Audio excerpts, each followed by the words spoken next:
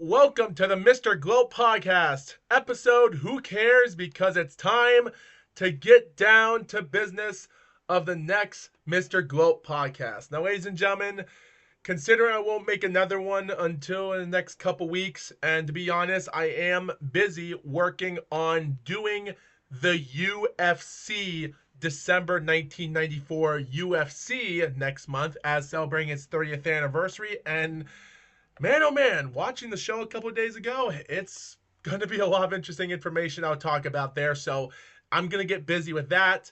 And as we talk about this, guys, here is some of the surprising information I found while looking up this information. Now, ladies and gentlemen, as for history wise, we do have some interesting information on the first week of November. And as recording this, what a surprise. So yesterday, ladies and gentlemen, in the Scope Arena in Norfolk, we had a man named Gustavo Lemos fighting out for the WBC USA Light title, WBO Intercontinental Light title, and mostly the vacant IBF Intercontinental Light title, considering he was 141 and a half pounds, taking on Keyshawn Davis, 11-0 with one no contest in the fight, because considering he originally won that fight, but the fight was a no contest for reasons that we don't know yet, so which was last year ago. And he comes out, makes this underdog win against Gustavo, a guy from Argentina that has never been knocked out before, gets knocked out 3 times in the second round. What a win, giving Keyshawn his 12th fight in his 13th, which should have been 13-0, but as of right now, it's 12-0, 8 knockouts. Gustavo is out. What an amazing win for USA ESPN Plus. Good moment for Bob Arum.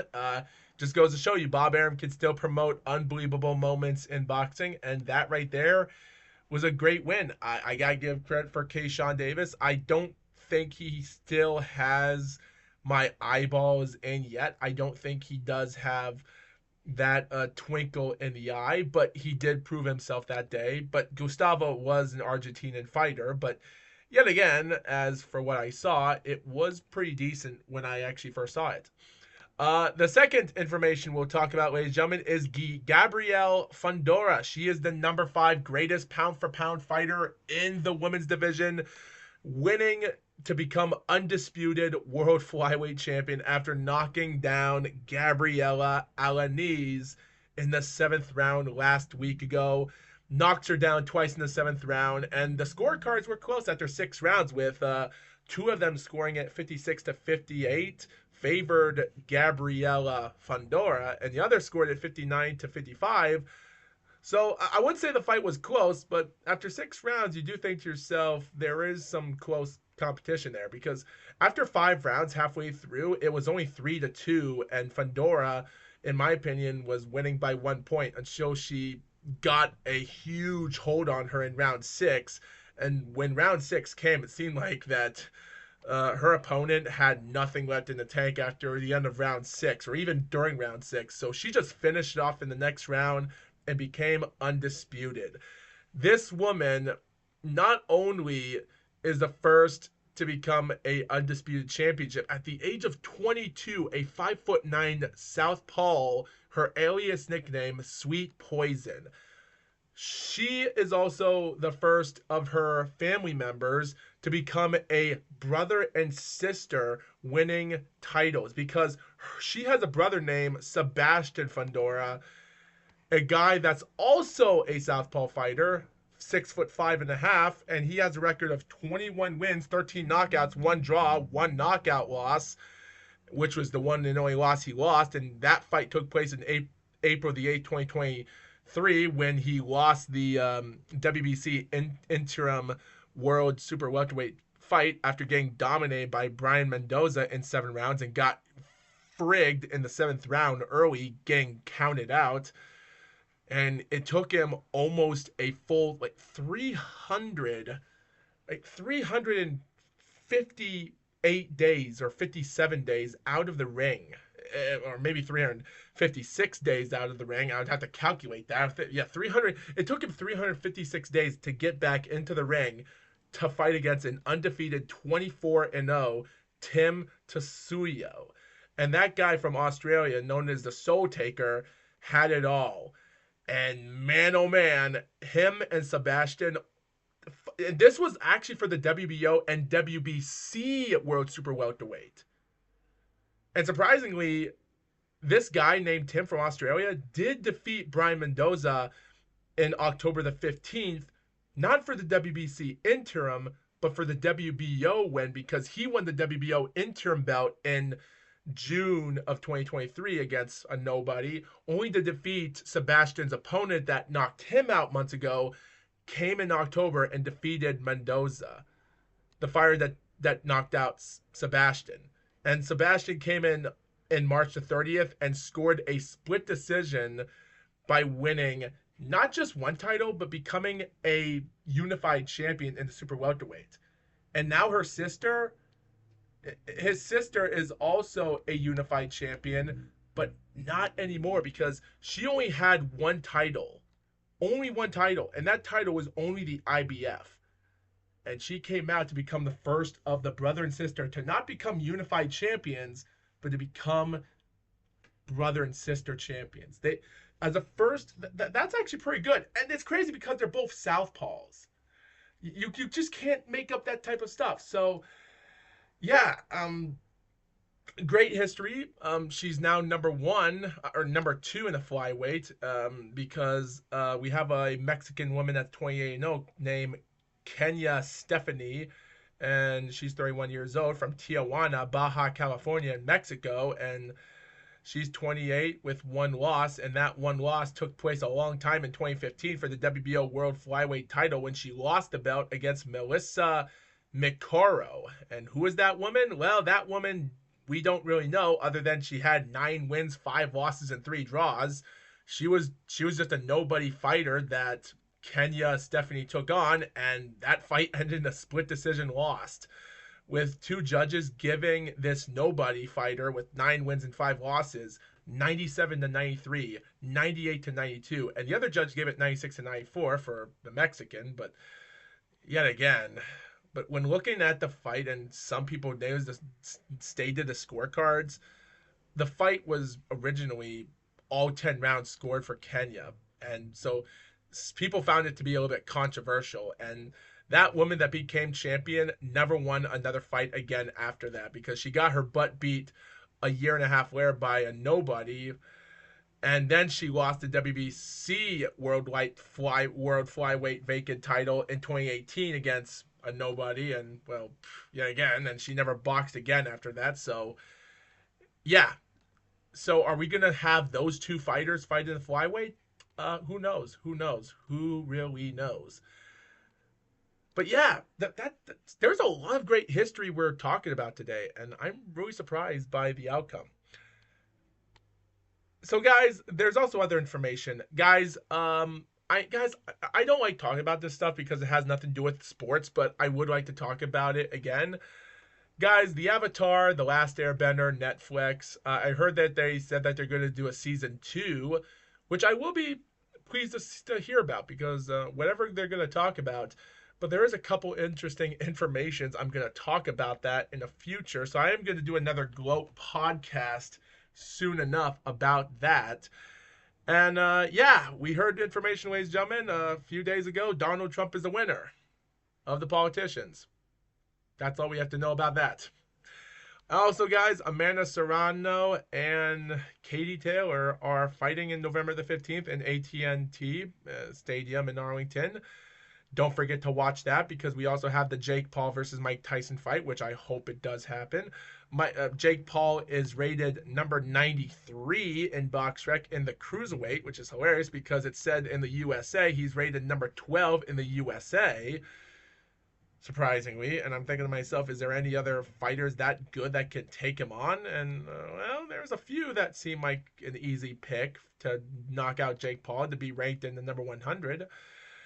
We also have a, like I said, WBC World Welterweight title fight against Mario Barrios, fighting against Abel Ramos.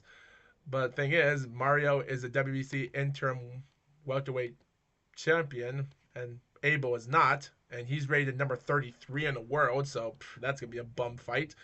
And yes, the WBO World Super Middleweight title is a 10 2-minute round fight with Melinda Watpool that's rated number 1 in the middleweight division right now.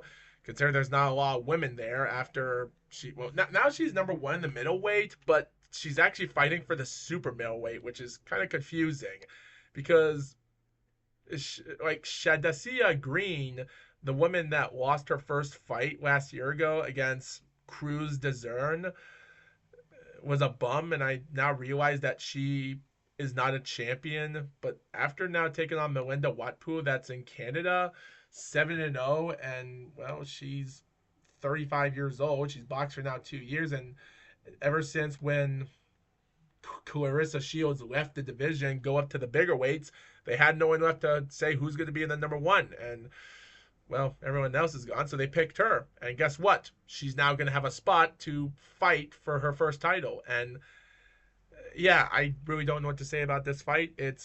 I do see this being weird because both of these girls are, one's from Canada, the other's from America. One's named the Sweet Terminator, but I don't think what happened to Green last year ago when she lost against Clarissa Shields' debut fight she did in 2016, I just don't see her being a Terminator. Melita Watpool, known as the Whip, good luck if she's going to win with that alias. Yeah, I really don't know what to say what's going to happen on November the 15th. I am more interested because considering that the promoter's name is the Holden boxing promoter named Bryce Holden, and all I know about Bryce Holden is that he's just a weird guy with weird hair and a weird smiley face. And he's only promoted 6 shows in his career since the start of August 2021, when he promoted the featherweight title match with Amanda Serrano taking on Yamilef Marsado. And that fight went 10 rounds with Amanda winning. So, yeah. And also, that was the same night where Daniel Dubois won his second match that year in 2021 against Joe Casamano a couple months after he defeated another nobody for the WBA interim title, which gave him a shot to fight in the big time. And also the time when Tommy Fury won his 7th fight and Jake Paul won his 4th fight against Tyrone Woodley. So yeah, what a weird way to start off that guy. But yet again, there was also other promoters that day named Lou DeBella, awesome person, Tony Holden, also another, he's also the father of the promoter, so I guess, and he retired last year ago, I think, because he hasn't promoted for a year since Oklahoma. So this has to be his son Bryce taking over for him, with Troy Speakman and Jake Paul also promoting that night. So yeah, again, there's nothing to say about that. He also promoted another show in December 2021, which also brought Jake Paul the rematch with Tyrone Woodley. And yeah, and but still, yet again, like Bryce Holden hasn't had a lot of interesting stuff to talk about. Like there's a time that him and his father once promoted shows together in March 2022 with some random fights that I don't really know much about, but other than interesting moments. And then in October of 2022, Bryce and Jake Paul both promoted their own matches together, with Jake Paul defeating Anderson Silva that year by a wild, close snooze fest. And Shadasia Green was also there, winning her 11th match. And so, yeah, and other crazy stuff, I really don't know what to say. And he also promoted another show in August the 5th, 2023 in Dallas, Texas, which was his last show he promoted. So, and he was the only promoter that day, with matchmaker Eric Bottiger. For whoever he is, I don't know. And this was streamed on DAZN, which had Shadasia Green winning her 13th match before she lost. And this was also the time when Jake Paul defeated Nate Diaz after his loss against Tommy Fury. So that's something. So yeah, and Amanda Serrano defeated Heather Hardy for the undisputed featherweight title that year. So yeah. And now he's coming back after a full 15-month hiatus, after his father retired last month ago after that moment. So Bryce Holden, I really don't know much about him, but yet again, considering he is the family member taking over for his father, so let's find out if he can do better than Eddie Hearn. Who knows? I really don't know. And if you guys want to look more of this information up, it's on BoxRec. So take that for what you will. Just take that for what you will. I really don't know what to say about this anymore. Also, we also have another fighter named Lucas Badi, named BAHDI, and he's from Niagara Falls, Ontario, Canada. 30 years old. He's boxed for 5 years. He's 17-0 with 15 knockouts. Number 17 in the light weight division, and his next fight is gonna be in the AT&T Stadium. So I don't know if this guy has any good resume in his career, but you know what? As a Canadian person myself as well, I wish him good luck in the future. He's managed to handle himself as an IBA North American lightweight champion. He fought in Canada. He even fought in Mexico sometime in 2019. And he goes to Canada, he goes to Mexico, he goes to Canada, and then he fights in Canada a bunch of times. Then he goes back to Mexico in 2020 and fights a bunch of times there during the COVID.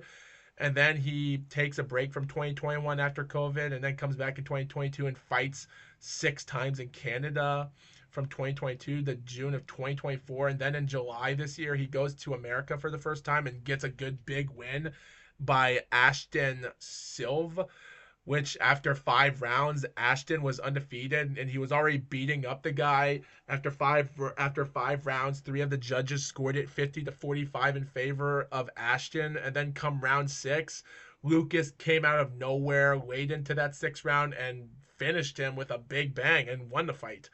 So yeah, if he could barely not win that fight against Ashton, I don't know how he's gonna handle Armanda Casamonica, which is his next fight taking place this week in November the 15th. Also in the ATAM Stadium, Arlington, with the J. Paul, Mike Tyson, Amanda Serrano, and Katie Taylor, blah, blah, blah. So, and also this guy's is Italian, and he has 14 wins and 3 knockouts, and he's rated number 132 in the super lightweight division.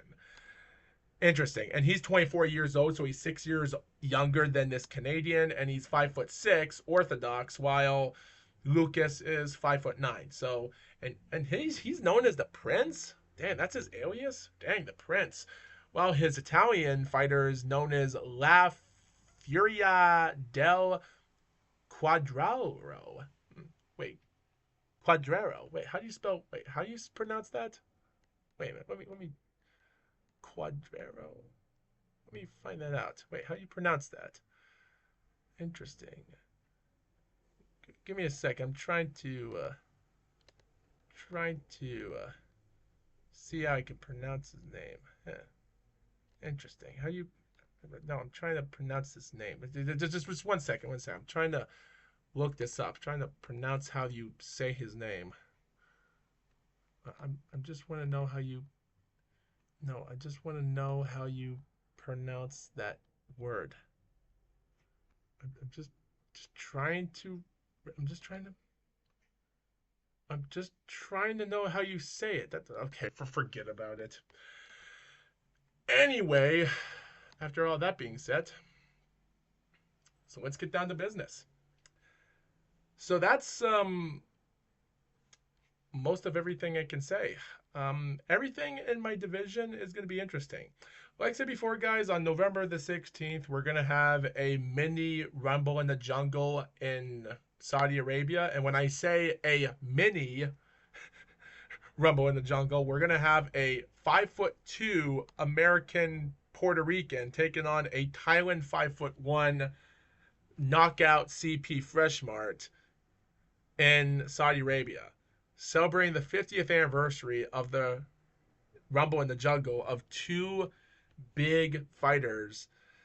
Only this time, instead of Muhammad Ali and George Foreman, we have the unification of WBA and WBO world minimum titles on the line against Oscar Collazo and Thamanoon Nyamchong.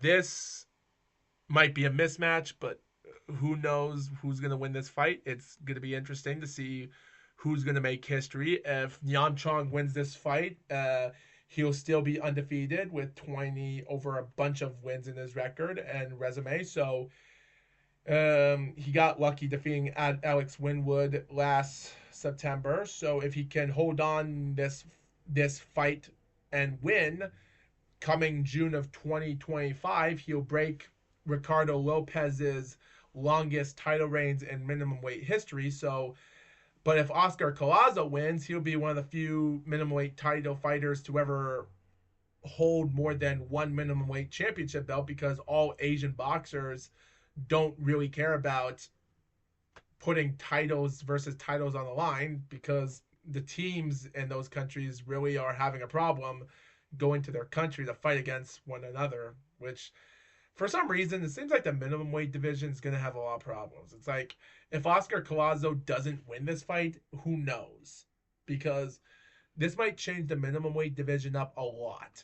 Because keep this in mind, Sinicia Estrada just retired a week ago from boxing, is undefeated. So that's something interesting. Like I said, Gilberto Ramirez, he's defeating. He's going to defend out his title belt. We have Jose Carlos Ramirez taking on Arnold Barboza Jr., undefeated 30-0, so good luck for that. William Zapita Seguro is going to fight against Tevin Farmer. This is a 28-year-old Mexican that might go 40-0 in the next few years and then lose all that fame, like what happened to Gilberto Ramirez and Jaime Munguia. So, yeah, but who knows? And mostly at the end of the day, and also the promoter for that show is going to be Oscar De La Hoya and Benjamin Shalom. And if you want to know who he is, I really don't care. You can look him up if you want to. All I know for information is that he's just a guy that's started in the UK, and he's only had over 46 professional, like 45 promoted events since 2019 to this year, and he's done it nonstop. So that's all you have to know about him for now. Yeah. Also, guys, on November the 23rd, we also have another interesting moment in the women's boxing division in the autumn weight. So Samir Yamanaka is undefeated, 8-0 in the autumn weight division, 3 knockouts. She's number 3 in the world right now as we speak, and she's going to take on former champion Fabiano Baitiki, if that's how you pronounce her name. Again, how do you pronounce her name again? Oh my god, I just want to know how you pronounce it. How can I get the translation? I just want to know. Translate. I just want to translate how you say their name. That's all. It doesn't matter if it's English to English. I just want the dictionary. Give me. I'm just trying to. No. I'm just trying to. 1 second. I'm just trying to translate these things. Dude, the internet's such a pain in the butt half the time. Oh my god, just Google translation. Oh my god. How do you pronounce that name? I want to translate it by voice. Baitachi. Fabiana Baitaichi. Interesting. So Fabiana Taichi, interesting, is going to fight against Samir Yamanaka for the IBF autumn weight title, which is the title that she's defending. So she's going to defend it against Fabiana. That's from the Sketches Republic, which explains the confusion. And consider this woman's ranked number 22 in the super flyweight division, question mark. Why? That seems cheaty. But yet again, even though she was 114 pounds in her last fight, so now she's going to drop the weight again. Also, we also have Alexander. How do you pronounce this name as well? How do you pronounce this last name? Alexander. How do you pronounce his name again? Holder. So Alexander Holder, is that how you say it? His last name is spelled Zakhozhyi. That's how you pronounce it? It is a Ukraine name. He is from Ukraine. Alexander Holder? I Google Translator is weird. Yeah, he's going to defend his EBU European Heavyweight title against Arnold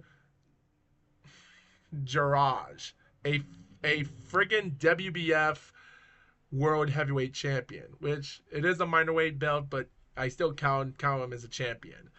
But we also have another autumn weight fight against Tina Rupert taking on Eri Matsuda. She's 7-1-1, and she's number 4 in BoxRec as in the autumn weight, and she's a WBO champion. I think she's also WBA champion, or I think Tina Rupert is WBA champion, but for some reason, I don't know why the WBA has been... Guys, can someone tell me why is the WBA disappeared in BoxRec? Because now I don't know who has the WBA belt on the line. I don't understand. Wait, let me look it up. The title is against Matsuda. Okay, so Matsuda is a... Matsuda from Japan is a WBO and WBA unified champion, and she's also gonna fight for the WBC autumn weight champion against Tina, who is the number 1 greatest autumn weight fighter in Germany, and she's known as Tiny Tina, which is also a great alias name for a German fighter. So she's 5 foot, 1-1, and her fight that she lost was against Senicia Estrada last year ago in 2023, getting dominated. So she also defeated Fabiana, so it's going to be interesting to know how these two Japanese girls are going to handle each other. Whoever is going to win, because at this moment, guys, are we going to see an undisputed autumn weight champion in the female division? Because I would really like to see that, because I'm seeing 2 different stories here. We're going to see... So, guys, the first story might be obvious. Eri Matsuda and Samir Yamanaka are going to win their fights. And then come next year, they're going to fight for all the gold in Japan. Because this fight on November the 23rd is taking place in Baden-Württemberg, Germany right now. And the name of the event is called Road to Undisputed European Heavyweight King. So technically Road to Undisputed is going to be known as the autumn weight, and the European Heavyweight King is going to be known as Arnold Jaraj taking on Alexander Holder. So it's going to be interesting to know how this event's going to take place, because at this moment I see in 2 different ways. If the 2 Japanese girls can handle it, or they can fight for the belts together. Or the second thing I'll see is that Tina Rupert, as the greatest autumn weight fighter as of right now, will defeat Matsuda. And I do have a good feeling that Samir Yamanaka is going to defeat Fabiana. But if so, does Samir Yamanaka have a chance, or the confidence to step in the ring against Tina Rupert? I don't think so. I just don't know if her mind's going to be there. Because I have a feeling she has because at this moment, if both Japanese girls lose that night, we might... Because at this moment, guys, here's the thing. I see this happen in 2 ways. 2 of the Japanese girls are going to win the fight, and then they're going to put all the autumn weight titles on the line, and that's it. But the second thing I see here is that if both of the Japanese girls lose, or if one of them wins, but let's just assume that they both lose their fights, I just don't see Fabiana winning against, or even fighting against Tiny Tina. So, yet again, because she already lost her first fight against Tina, and, well, Tina lost against Senicia Estrada a while back, so... And that was in the minimum weight division. She lost a few pounds to go back to autumn weight at the time. So, considering she didn't lose the WBC autumn weight title, but still, this one's question. And guys, Matsuda already had problems in her boxing career after she scored a majority draw in 2021 against for her IBF belt fight, and then she lost against a Japanese woman named Mayaka Miyao, which she's more of a dangerous woman to fight against than any other female in Japan in the atom weight. And well, that woman's career came to a bloody end with a bunch of losses coming early on, but still, after she retired months later against another fight, but still. And then it took her no more than another full couple years to recover, taking on nobody fights in 7 months later and a year later, and then she defeated Yuko Kuroki for the WBO automweight title. So, and she also won the WBA belt that night as well. So I don't know if she has what it takes to defeat Tina Rupachet. Samir Yamanaka, I just don't see her lose against Fabiana. But I don't know if Samir is going to handle the pressure of taking on Tiny Tina because she's a dangerous German woman. Like, we have two people that used to be allies in World War II, and now they're going to fight for gold. That's my second idea that this fight might take place, but it might not. Now, the odds of Fabiana and Uri Matsuda fighting against each other for the automweight titles, if they both win their fights in unbelievable fashion, like, are they gonna put the titles on the line? I don't know, but considering Fabiana defeated Samir from Japan, so is she gonna go 2 for 2 if she takes on Matsuda? Who knows? Who knows? And so it's going to be interesting of what the atomweight division is going to show for us, because I see different points in the time where this might happen and this might not. But you look at it and think to yourself, this is going to be more of a tricky situation than you think. So who knows? Who knows? So now, guys, we go to rank number 115 in BoxRec and rank number 31 in the heavyweight BoxRec, which is Alexander Holder, if that's how you pronounce his name, and Arnold Juraj, a man born in the country of Kosovo, but living in Switzerland, but he's actually now going to Germany to box against Alexander, who is Ukraine. And so here's the story. Now, Arnold is not a heavyweight contender than you think. He never had good starts in 2009. He was just taking on a bunch of nobodies in this country. But as a person from the country of Switzerland, there isn't a lot of talent to go for. He did have an interesting win in 2013 against a good undefeated opponent at one point, and then he battled his way through. He won the EBU external heavyweight title by a fighting battle and knocked out his opponent in round 9 in 2014, won the belt. And then he defended out that belt a year later against another, like a journeyman fighter. And then a year later, he fights against David Haye, which was, fun fact, this was David Haye's last win before he got his butt beat in 2017-18 by Tony Bellew. And after David Haye took care of Mark DeMori after his hiatus after 3.5 years out of the ring against Jared Chisora, he defeats Mark DeMori, the guy that lost against Phil Perkovich in Day of Reckoning last year, only to come back 4 months to defeat Arnold Juraj in round 2 by TKO. And like, what else can you say about Arnold? He was already a bum after that fight. He took on an 8-1 guy months later, and then a full year later, he took on a guy named Sean Turner, and Sean Turner knocked him out in round 2, but he got back up. It was an 8-round fight. This guy was from Ireland, which is pretty awesome. Sean, yeah, pretty awesome name. Only to get his butt beat easily, as he would take care of Arnold, and by round 8 he knocked him out during the almost 1 minute of the final round, which was crazy because it was a hard fought. And yeah, and then Arnold fought a couple nobodies in 2018 only to take on Umut Kamkiran, which is bad because he lost his EBU external heavyweight title that day against this 22-0 guy that's 51 in heavyweight, and he's 35 years old, from Turkey. Sheesh, God knows. And he almost won the fight, but Yuma did better than him, this baked potato guy. Uh, and then by the end of 2019, he had one more fight, which he barely won against a nobody. And then he took a full 3 year hiatus, which has to do because he didn't come back fighting again until June of 2022, which has to be because of COVID.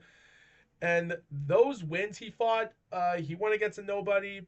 And then come March 2023, he won the WBF Intercontinental Heavyweight title. He retained it in June that same year. And then in September, he took on maybe a nobody fighter, or maybe some of a contender for the WBF World Boxing Federation heavyweight title, the world title, which I still count it as a legit title because BoxRec thinks it's legit.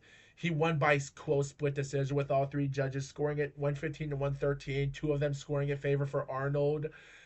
And then in April, he took on a nobody fighter, which he barely won with three judges giving it 97 to 93, 96 to 93, 97 to 93, barely giving Arnold the win there. So now he's taking on Alexander Holder for the EBU European heavyweight title. And this guy from Ukraine, like, he's 31 years old.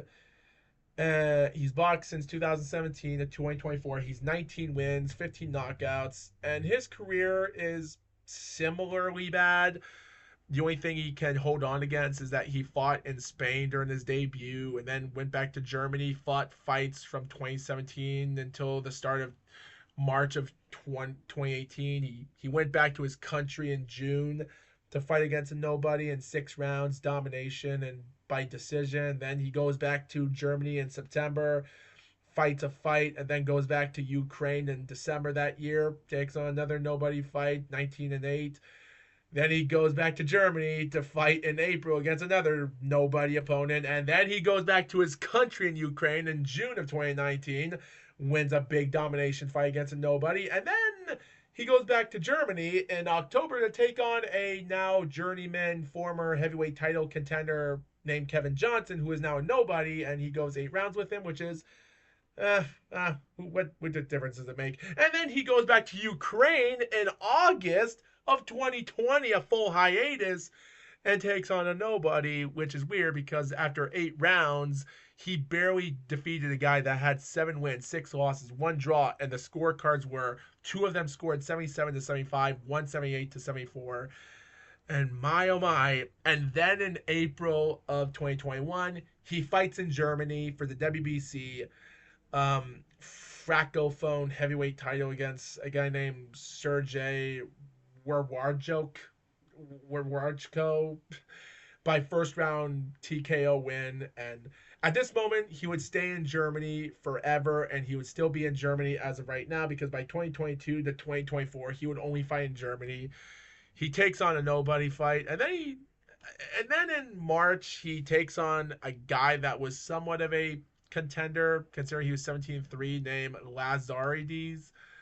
That's how you pronounce his name. He's from the country of Greece, so no offense, I pronounce your name wrong. And that guy was an okay fighter at his time. He did took on some okay fighters at his day, but I wouldn't say he was much of a contender for, other than his amazing win against Dennis Bekhtov, a guy that was a journeyman, but nothing good there. He lost against Ajit Cabello in 2020 during a time when Cabello was wanting to take on Tyson Fury for the WBC belt, but Deontay Wilder said F off, I want a rematch. So take that for what you will. As of right now, last few months in June, Evgenios has already taken on a guy, former contender named Marco Hulk, last June this year, and he lost in 10 rounds by all judges scoring at 97 to 93, but that's all I know. And then 365 days passed by with Alexander not fighting another guy until he took on a journeyman named Muhammad Ali Durmaz. And then at this moment, his 6 years in boxing since 2017 to 2023 were mediocre moments. Except Kevin Johnson was the only fight I could say was okay, but there were times that he had a lot of problems. And then after a full 1 year and a half, April the 13th, 2024, he takes on Granit Xhaka from the country of Germany. This 28-year-old kid that also had a similar horde record, which I won't explain because it's all bad, except his great win in 2021 in November was against a guy named Ivan D. Adamo, which was a decent contender, and he won that fight easily. And then he took on nobody fights in 2022 and 2023, and at this moment, this is when they decided to take on two nobody fighters that have mediocre records. He's 15-0 and Alexander's 18-0, so they decided to put the EBU European Heavyweight title on the line. And Alexander crushed his butt in the first round, and then he crushed it hard. Like in the first round, it was just two guys studying each other, and Alexander said to himself in the second round, he's gonna end it. And in 2 minutes of the second round, he obliterated Shala and won the belt at 225. And now he's taken on a somewhat of a current heavyweight champion right now, question mark, a guy that lost against. Well, at this moment, I really don't know what to say about this fight coming November 23rd. Say what you want, but I like all the information I can say about this is that's about it, because anyone can actually win this fight, but yet again, I really don't know who is going to win this fight, because at this moment, anything can be stupidity, because it just goes to show you there's a lot of incompetence in boxers, because guys, these are boxers that have won fights against nobodies, and they get lucky. Like, I wouldn't call this a George Kawagi thing or a Mark Gastineau where they take on nobodies and there were dives. At the same time, these could be just mediocre opponents just to give them a big record, but it's not common to have a boxer fighting in their first couple years in their pros against nobodies. It's okay, but doing it for that amount of time in 2017 to 2023 like Alexander Holder, yeah, I really don't know. I really don't know. So I do think to myself, there could be an opportunity here that we can think to ourselves, we should see better competition than this, because I don't want to see this type of competition like that again. So yeah, all I can say, guys, the autumn weight division, I'm going to be more interested in thinking of until those fights happen.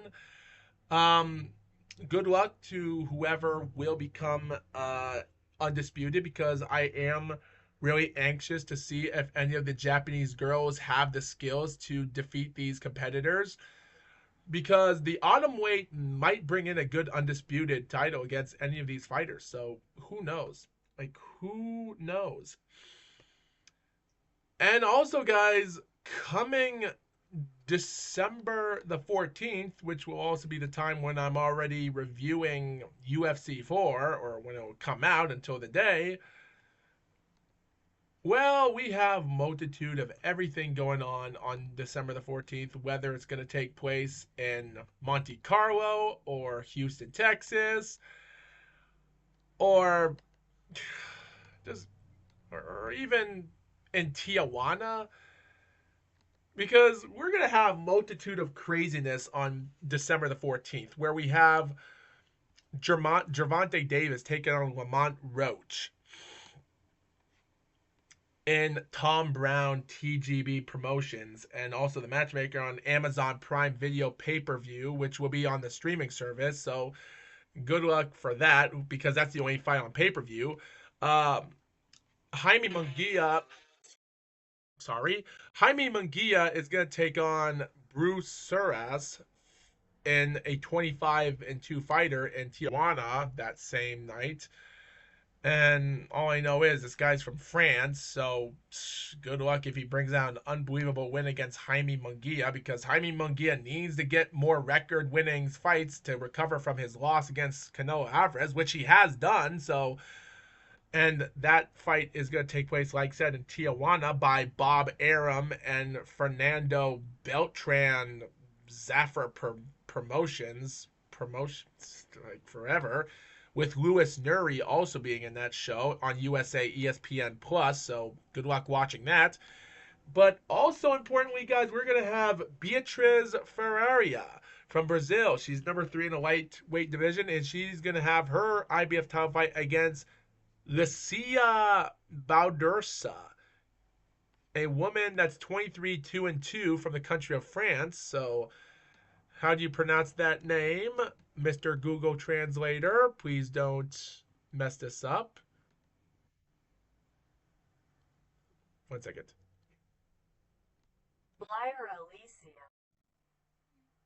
Blyer Okay. Blyer is going to take on Beatriz in the lightweight IBF title in Monte Carlo.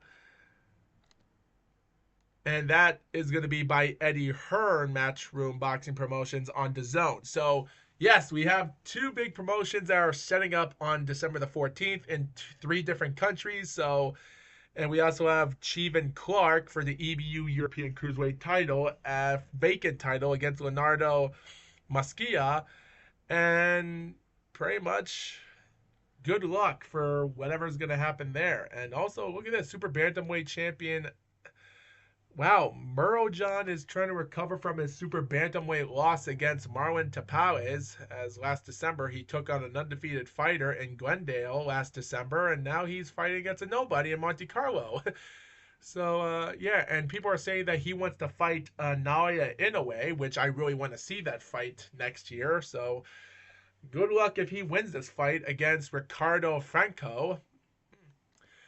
So yeah, December the 14th is going to bring in a lot of interesting faces against 3 big top promoters, and they have their own great fighters. So all I can say is good luck for that on December the 14th. And yes, guys, on December the 21st, as said before, we do have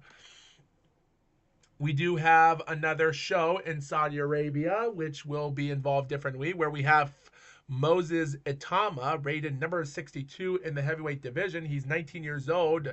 His alias name is known as, how do you pronounce that? How do you pronounce that? Moses Itama, known as Enrico. So his name is Moses Itama, and his alias name, Enrico Itama. But then I title it to Google Translator, and it says Enrico will bite. So I translate this Swahili. So Enrico Itama in Swahili detected it saying Enrico will bite. Interesting. Considering Moses Itama is born in Slovakia, but he is raised as a southpaw fighter, 19 years old, in the UK as of right now, and he's going to take on heavyweight contender Dempsey McKean, as Dempsey McKean took a long hiatus because last year in August he got his ass beat in the 12th and final round by a TKO loss against Phil Pergovich, and he didn't even try to win. What a waste of talent in Australia. And good luck if Moses Itama at the age of 19 is going to win that fight, because if he wins that fight, that might bring him some good luck.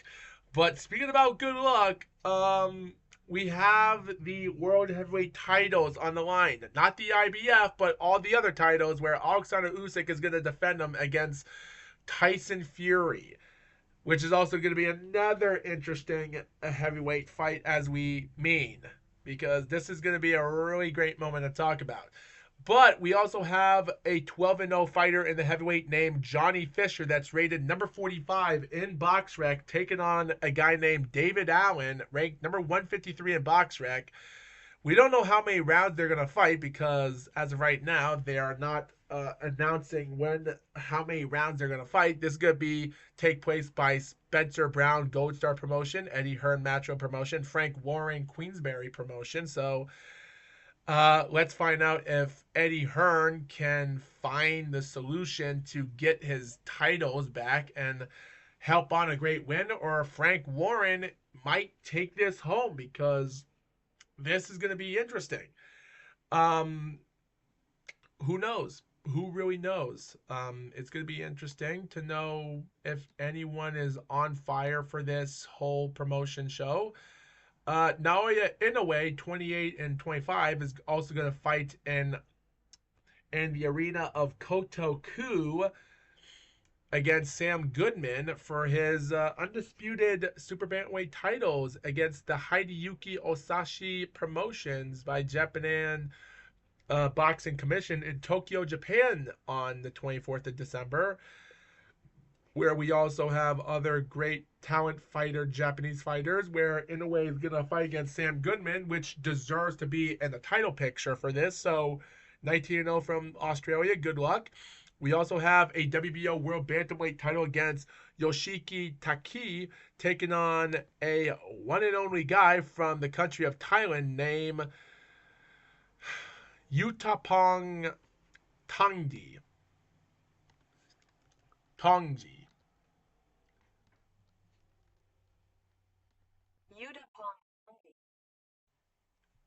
Utapong Tongji.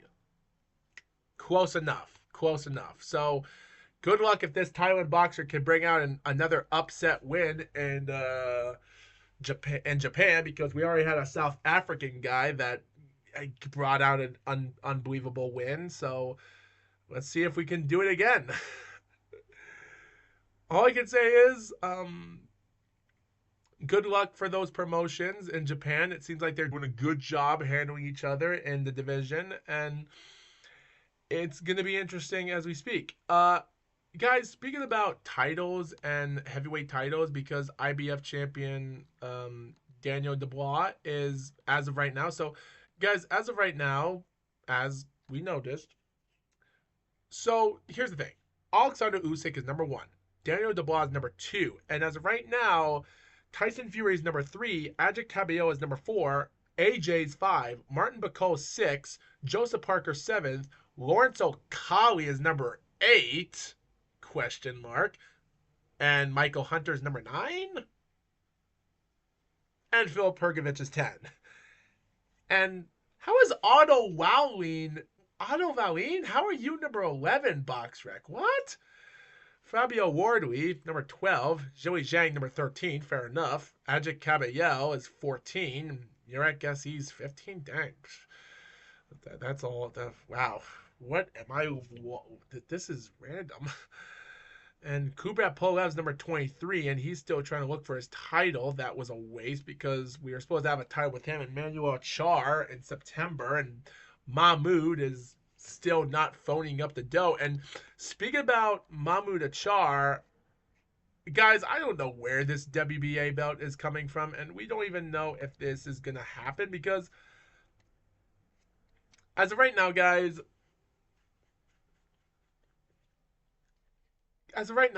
Manuel Char has held on. So, guys, here's the information. November 25th, 2017, he defeats Alexander Ustinov and never defended the title, even when he wanted to fight against Trevor Bryan 2019, 2020, 2021, and 2022. He lost the belt in January 29, 2021, when Bryan defeated Bermans Byrne, but he was still declared championship in recess until January the 3rd, 2023, and he lost the recess belt. He held it for he held on to the WBA belt since November 25th, 2017 to January 3rd, 2022, in a combined of 1,500 days even.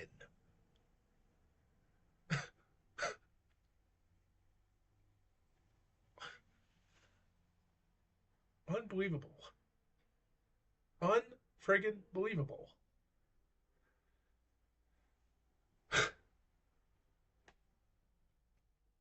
And Trevor Bryan takes on Jonathan Goudry 3 or 4 weeks later after he lost the recess belt, and then lost against Darren Dubois in June the 11th. And then come December, he should have lost against Kevin Miranda, but the referee gave him a chance with a broken leg and won. August the 26th, he lost against Usyk for the super champion because he vacated the WBA to fight for the unified belts and the Super WBA belt. And then I thought Deontay Wilder and Martin Bakal were going to fight for the WBA regular because because Deontay was number 1 and Martin was number 2. But Manuel just okay. So here's the thing: Mahmoud Achar at the time decided to go to court as he wanted an appeal to get back his title because he was tricked and cheated by Don King because Don King didn't give him a contract paper to give him visa because he never fought in America. So come 2023 in August, he was finally going to court at the time when he was trying to restore his title after Daniel Dubois lost against Usyk, and I think he was preparing for this after the fight, which didn't make sense because at this moment I was thinking to myself, we were gonna have Deontay Wilder and Martin Bacall fight because they were number 1, number 2. August 31st comes, and the part of the court settlement finally, so the extensive litigation with the WBA gave it to Mahmoud Achar, as said before, and the settlement settled, and then they gave him a script. They ordered a defense title against Jarrell Miller on October the 14th of that year, and the winner will face the highest contender with the title, and it came just 5 days after the WBA eliminated the regular title in a consolidation bout with, mostly as we know, but the organization's efforts to reduce the number of championships per division because Gilberto Mendoza Jr. doesn't know how to run the WBA. He stinks. His father did better than him, but his father didn't know how to get rid of anything in life.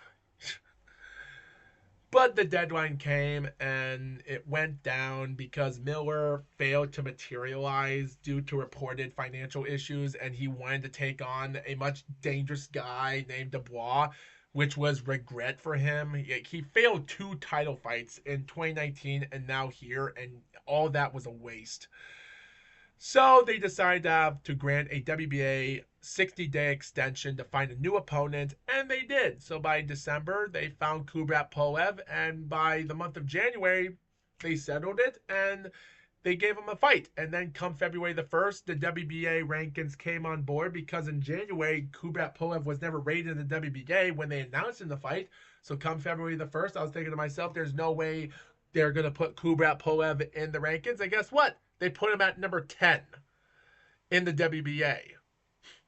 Come March the 1st, he's still rated. And then days before the fight happened, and Char tore his bicep in training and was postponed until September. And Kubrat Pulev, he took on a guy named Hulk in Ukraine and went 10 rounds the distance with him and won the WBA International title. Brother, like, it's so ridiculous to see this. And as of right now, he managed to. So come September, they're gonna have this fight taking place in September because Boxing Scene did stated, and I've said this before, that they were already gonna have the fight to be rescheduled for September due to Char suffering a left arm injury in training, and he was going to fight in Kubrat Pulev's backyard in his country of Bulgaria. So they rescheduled it for September of the BILD reports, when BILD reported that the show at the arena in Sofia, Bulgaria will go on with Pulev taking on a new opponent. Germany's Tom Schwartz writes BILD will not be that opponent. Question mark, which I don't know what that meant. The 2 Americans and the Ukraine were all unnamed, and to be honest, I didn't understand the information. And everyone at this moment stated that this is a complete waste of time. Kubrat Pulev is just an unlucky fighter. And one person that comments that week already stated before the show took place, stated that because everyone thought this was hilarious of how because they want Char to hold this belt forever. Someone in the comments once stated that they want Char to hold on to the WBA regular belt forever and don't want to, because they don't want to watch him fight. It's ridiculous. And also coming April, he also had his newborn son, which is pretty awesome.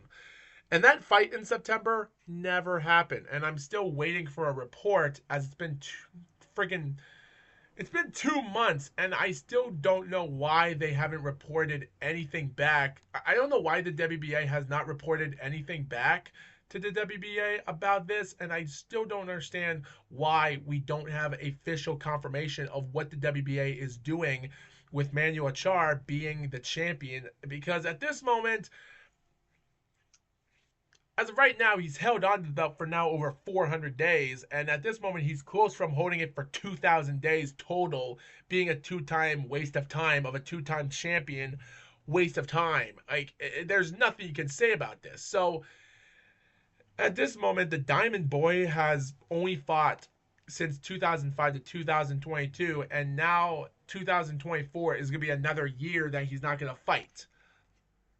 The only time he never fought in boxing was in 2007, which had to do with his controversy of a knife attack that he did, which no evidence has been shown since, so I'm not going to get into that.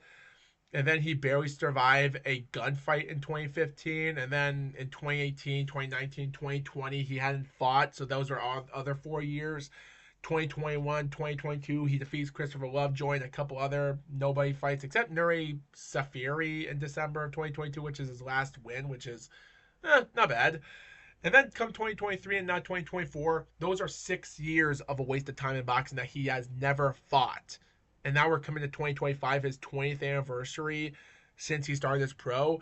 Dude, Mike Tyson has done a lot better fighting 20 years in his career, considering 1992, 93, 94, and 98 were the years that he hasn't fought because of controversy and going to jail and being suspended with a lot of stuff. Manuel Char, on the other hand, has been in a lot of surprising information that we might not know and might not care of. This is the most ridiculous career of a professional fighter I have ever seen in my life. And if he does not fight for a... Guys, if he does not fight against anyone in 2025, like, this is a waste of time. I want Manuel Char to fight right now in 2025, and I want him to fight against Kubrat Pulev or anyone else that will have a chance for a title fight. Heck, how about Deontay Wilder? Give him a shot. Have him go kick Manuel Char's butt to become a two-time champion. That'll be awesome, right? At the end of the day, guys, I'm just looking at the most ridiculous thing I've ever watched in my life. And at the end of the day, is there anything I could say about this? Because there's just so much problems behind the scene that I really can't say that anything is going great here, because it's just a waste of time. And speaking about waste of time, we also have the Denmark fighter. Guys, remember Kem Junquist, if that's how you pronounce his name, from Denmark, the 6'6" southpaw fighter that's 34 years old? His 18-1 record was a complete waste of time because last October the 26th, he went to Armenia to take on Murat Gessi, former champion, and Murat crushed his ass and knocked his ass down in the 5th round by a KO.